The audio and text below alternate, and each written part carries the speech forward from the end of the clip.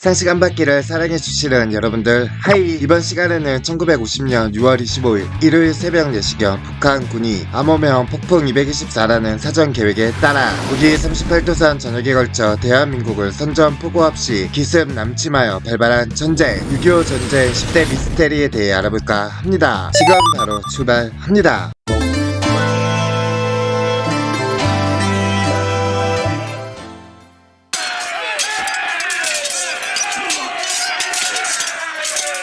초창기 대한민국 국군의 장성 중 한 명이었던 이영근이 자신의 회고록인 군번 1번의 위기를 월간 중앙에 연재하면서 말미에 언급한 것. 6.25 전쟁이 발발한 1950년 6월 25일을 전후해 한국군에서 발생한 석연치 않은 사건들에 대해서 지적한 내용이고, 이영근은 아래의 예시를 근거로 당시 한국군 내부에 단점 내지는 북한과 동조하는 세력이 있었을 가능성을 제시하였죠. 이영근이 이를 주장한 이후 군 전문가 및 6.25 전쟁을 연구하는 학자들이 미스테리에 대해 분석 및 연구를 해왔다고 하며, 연구 결과 대부분의 내용은 이영근이 사건 자체를 잘못 인식하였거나 초창기 한국군 및 정부의 능력 부족에서 비롯된 미숙함과 불운이 겹친 것으로 판명되어서 이후에는 전쟁사로서의 교훈, 역사적 진실이라는 학술적 가치 정도만 남아있을 뿐 유혹은 그다지 남아있지 않죠. 6.25 전쟁 때 대대장으로 참전했던 정승화도 회고록에서 아래의 석연치 않은 점 중 일부를 지적하고 있고, 다만 이영근과는 달리 이러이러한 점이 이상한데 이유는 잘 모르겠지만 연구를 해볼 필요가 있다는 정도의 언급에 가깝죠.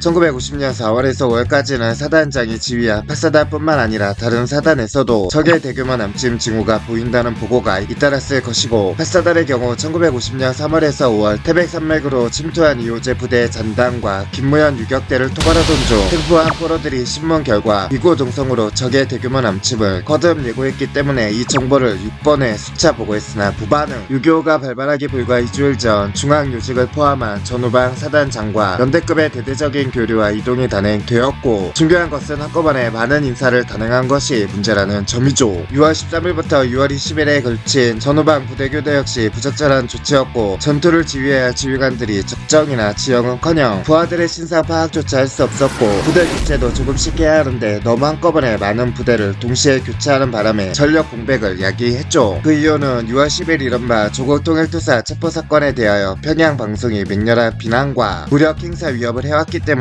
해서, 그러나 공교롭게도 6월 23일 김일성이 남침 준비를 완료하고 대기하도록 결정된 날 자정에 비상 경계령을 해제한 점이고, 좀 더 부연 설명하자면 북한 측은 남북 협상을 위해 특사 3명을 파견할 것이니 남측에서 메시지를 받으라 했죠. 남한 측은 이들을 그날 38선 남방 1km 지점에서 맞아 메시지를 인수했고, 그러나 이들은 유엔감시위원단에게도 수교할 문서가 있다면서 서울로 들어가겠다고 떼를 썼고, 경찰들이 이들을 체포했는데 북측은 즉각 석방하지 않으며 강력한 무력 행사하겠다고 협박했다고 하며, 이렇게 남북이 티격태격거리고 있는데도 6번은 6월 24일 저정부터 비상경계 태세를 해제한 것이죠. 정말 황당한 것은 6번 정보 분석과에서 북한의 움직임이 심상치 않다는 보고를 대한민국 육군 참모총장에게 올렸음에도 불구하고 이런 조치를 취했던 것이죠. 육군 장교 클럽 낙성 파티를 연다고 전후방 고급 장교들에게 초청장을 보냈고, 참석 장교들은 6월 25일 새벽까지 술과 댄스를 즐겼으며 일부 미 고문관과 한국 장교들은 2차를 가기도 했다고 하죠. 아무리 급한 상황이라지만 군사적 기초 상식을 깰 명령이고 시간을 벌려는 목적으로 보이나, 이는 적의 경험치만 높여줄 뿐 적에게 피해를 입힌다든가 시간을 벌 수 있는 게 아니었죠. 적의 공세로 한국군이 퇴각하는 상황에도 불구하고 6월 25일에서 27일 중앙방송은 한국군이 반격 북진 중이라고 허위 방송을 함으로써 군보는 물론 국민들까지 상황 판단을 그르치게 했고, 서울 북방에서 접전 중이던 한국군이 상황 판단을 제대로 했다면 6번은 그들을 재빨리 전장에서 이탈케 다음 작전에 대비시킬 수 있었을 것이죠. 전술의 원칙상 폭파나 차단은 퇴각군의 퇴로를 막기 위해 추격군이 감행하는 법인데, 한강교는 한국군 측이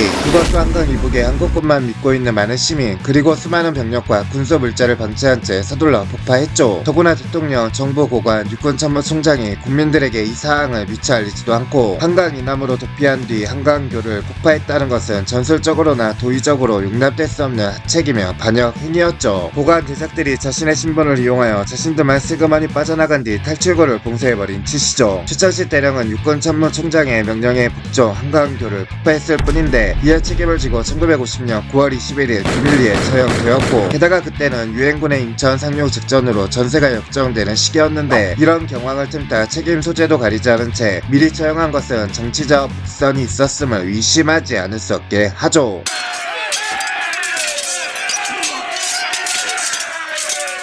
일단 13부대 적정 보고가 묵살된 것은 사실이고, 하지만 그 주체는 한국군 수뇌부가 아니라 미국이었죠. 육군 본부는 6월 13일에 미국 측에 적의 남침 징후를 보고했지만 미국은 이를 1950년 상반기 내내 지속될 위기설과 동일하게 취급했고, 한국군 역시 수개월간 지속될 비상 경계령으로 야기된 피로와 부작용을 감당하기 힘든 수준에 직면해 있었고, 수차례 반복된 비상 경계령은 결국 그해 6월에 한국을 방문한 유엔 한국 소위원회가 한국 정부의 불순한 의도를 의심하게 할 지경이었고, 당시 한국군은 유엔 소위원회 승인 없이는 평시함부로 탄약 등을 불출할 수 없는 상황이었죠. 결국 당시 한국군 수뇌부가 남침 징후를 보고받고도 적극적으로 대응할 수 있는 방안은 거의 없었고, 38선 지역에서의 국지전 자체는 계속해서 벌어졌고, 신성모가 점심은 평양에서 저녁은 신의주에서 라고 말할 정도로 국제인 통일을 계속 주장하던 상황이었으니 미국 등이 의심한 것은 당연했죠. 당시에는 미국도 북한의 남침 의도를 분명하게 알지 못했던 상황을 염두에 두어야 한다고 하죠. 위도는 좋았죠. 이미 1950년 3월에서 4월에 전쟁 위기설이 나올 정도로 남북 간의 군사적 정세는 위험 수위에 있었고, 이런 상황에서 기존의 빨치산 토벌 및 치안 유지 위주로 임무를 수행했던 한국군의 인사 책임이 부대 배치를 그대로 방치하며 위험하다는 것은 불보듯 뻔했고, 당시 육군 총참모장인 최병덕을 비롯한 육군 수뇌부는 이를 해결하기 위해 될수록 유능한 지휘관을 엄선해서 전방에 야전 부대에 배치하고 야전 부대들을 최대한 빨리 개편해서 전투력을 끌어올리려 했죠. 그런데 이러한 의도는 좋았지만 이영근이 지적했듯이 이 과정에서 재편성을 위한 시간의 지연은 불가피했고, 이런 상황에서 북한이 전쟁을 일으켜버린 것이죠. 이영근은 이 비상 경계령이 6월 10일부터 내려졌다고 주장하는데 실제로는 그 이전부터 비상 경계령이 내려져 있었고, 당시 남북한 정세가 심상치 않았고 1950년 4월 29일에 최초로 비상 경계령이 떨어졌으며, 이후 5월 3일에 해제하였다가 다시 5월 9일 경계령이 떨어졌고, 이후 6월 2일에 해제하였다가 6월 11일 또다시 경계령이 떨어진 것. 이로 인해 당시 한국군은 위에서 잠깐 언급한 것처럼 장기간의 비상 경계령으로 인한 스트레스 및 피로도 증가 등으로 병사들의 전투력이 많이 떨어져 있던 상황이었죠. 당장 경계 태세를 유지해 춘천, 홍천 전투 때 선전한 것으로 알려진 육사단의 경우에도 당시 김정호 사단장이 비상 경계 태세를 유지하려고 하자 휘하 참모 및 지휘관들이 애들 목욕하고 이발을 할 시간은 줘야 한다고 건의해 맷줄 외박 휴가 금지만 유지하고 경계 인원을 최소한으로 축소시켰을 정도죠. 게다가 위에서도 언급했지만 하필 이스만 정권의 북진 드립에 반복되는 비상 경계령 탓에 한국군 통제 권한이 있는 유엔 한국 소위부터가 이상한 눈초리로 닥달하고 있었으니 정치적인 이유에서도 일단 대규모 휴가라는 퍼포먼스를 보일 필요가 있었죠. 그리고 당시는 농번기이자 보릿고개였고, 이는 한국군도 이해가 아니어서 이미 보유하고 있던 군량미도 거의 바닥난 상태였고, 반대로 건빵은 남아돌았는데 당시 한국군은 휴가 장병들에게 건빵을 지급했고 그 휴가가 벌써 몇 개월째 중단되었기 때문이었죠. 요즘에도 일부 부대에서는 종종 지휘관이 밥 축내지 말고 휴가 나가 라며 농담조로 말하는 경우를 볼 수 있고,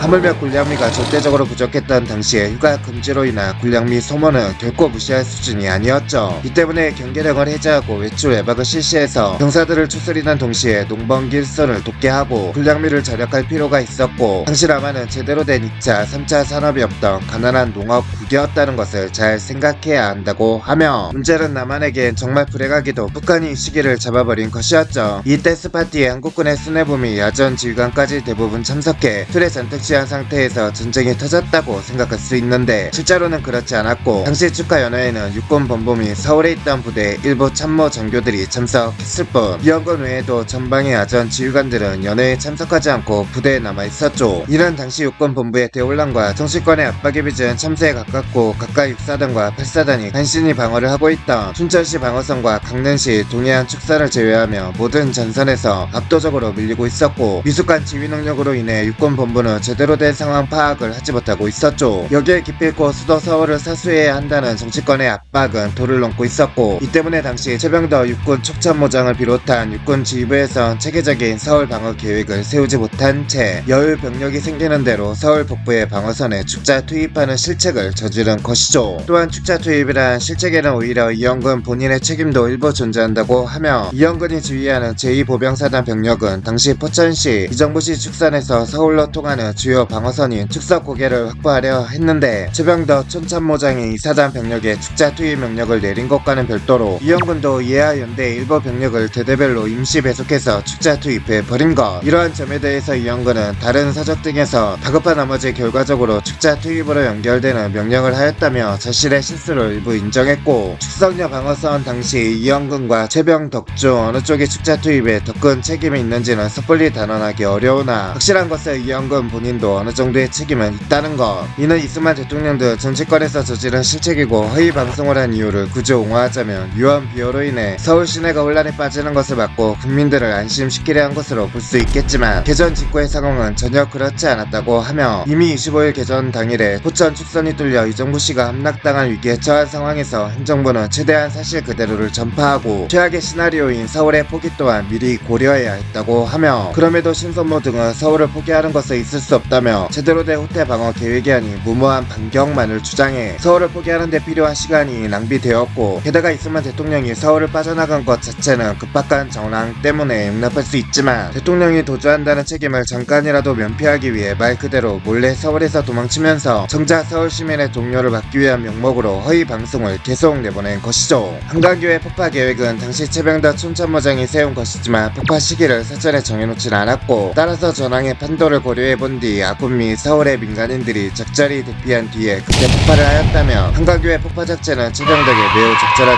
조치로 평가를 받았을지도 모른다고 하죠. 문제는 최병덕 등 육군 수뇌부가 지나치게 당황했다는 점이고, 한강교를 폭파하기 전 미아리 고개 방어선을 뚫은 북한군 전차 몇 대가 서울 시내로 진입했다는 정보를 휩싸하고 육군 본부는 완전히 패닉 상태에 빠졌으며, 이때 미아리 방어선을 지키던 병력들은 아직 부대 건재를 유지했었고, 비록 전차가 한국군에게 버거운 상대였다지만 후속 부대 없이 소수의 전차만 뚫고 들어온 상태였고, 따라서 지뢰와 장애물 등으로 최대한 시간을 번 뒤 병력을 서울 시내로 후퇴시켜 시가전을 준비하게 하거나 아예 서울 시가지를 포기하고 한강교 북단으로 후퇴, 퇴로를 확보하는 등의 명령을 내릴 수도 있었고, 물론 이 또한 당시 전황이나 한국군의 능력을 고려할 때 전술적으로 어려웠던 것은 사실이지만 아예 이런 계획조차 없던 것과는 다른 문제이죠. 하지만 이미 너무 큰 충격을 받은 육군 본부는 전차 출현을 서울 함락으로 여기고 병력 이동이나 민간인 대피는 고려하지 않은 채 다급한 마음에 한강교를 폭파시키도록 명령을 내려버린 것이죠. 그리고 흔히 알고 있는 최병덕 촌참모장의 한강 철교 폭파 명령도 사실이 아니라고 하며, 한강 철교 폭파 당시 최병덕은 정신을 잃고 쓰러진 상태로 구송된 상황이었죠. 따라서 육군본부가 패닉 상태에서 누가 명령을 내린 것인지 확인할 길이 없다고 하며, 다만 정황상 신선모 국방장관의 지시였다는 증거들이 나오기 때문에 이쪽이 유력할 것으로 보인다고 하며, 이는 이영근이 추측한 것처럼 정치적인 요소가 존재하는 것이 맞죠. 하지만 이영근이 주장한 것처럼 제5열에 의한 것이 아니라 이승만 대통령의 측근, 특히 신성모가 배우일 가능성이 거론된다고 하며, 이승만 대통령은 한강교 폭파 이후 시민들을 속이고 몰래 한강을 건너서 혼자 도망친 뒤 다리를 폭파시켰다는 비난을 받았고, 이는 큰 정치적인 압박이었고, 인천 상륙 작전이 시작되고 서울 탈환이 가시화된 시점에서 이승만 등은 국민들의 분노를 잠재울 방도를 찾아야 했고, 그 희생양으로 최병덕과 최창식을 선택한 것. 최병덕은 이미 하동지구 전투에서 전사했으므로 자연히 최창식을 대상으로 삼게 되었고, 게다가 신선모가 당시 서울 시민이나 자녀 병력이 어떻게 되든 간에 빨리 한강교를 폭파시키라고 압박하였다는 증거들이 있죠. 물론 언제 폭파시키라고 구체적인 일정을 정해놓은 것은 아니었던 데다 이 말 외에 다른 자료가 전혀 없기에 현재도 확실한 진상은 밝혀지지 않고 있고, 한편 이영근이 간접적으로 비판한 이치스 라인도 실상은 좀 다른 편이죠. 네, 이번 시간에는 6.25 전쟁 10대 미스터리에 대해 알아봤습니다. 우리나라를 지켜주실 많은 분들에게 감사한 마음이 드네요. 다시는 전쟁이 일어나지 않았으면 하네요. 재밌게 보셨다면 다른 주제도 이어서 봐주시고요. 1시간 받기는 여러분의 좋아요, 구독, 알람 설정을 좋아합니다.